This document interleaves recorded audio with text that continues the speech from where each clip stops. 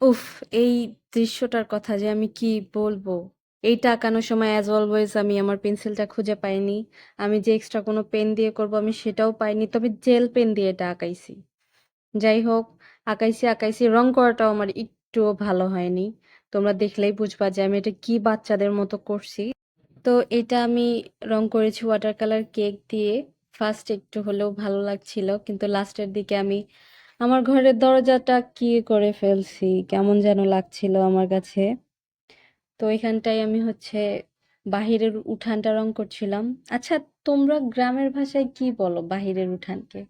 আমাদের গ্রামে বলে হচ্ছে বাইবুড়ি। মানে মানে বলে যে হচ্ছে বাইবুড়ি কি রাখছস? এই টাইপের কিছু একটা। যাই হোক। তো আমি গাছটাও রং করে নিচ্ছি। অ্যান্ড এখানে ধোঁয়া দিয়ে দিলাম, আবার পেছনের যে জঙ্গল ওগুলো আমি রং করে দিলাম, একটু ঘাস দিলাম আমি। আমি কিন্তু রঙে পাকা না, তারপর আমার মতো ট্রাই করেছি। আর এখানে রাস্তা দিলাম।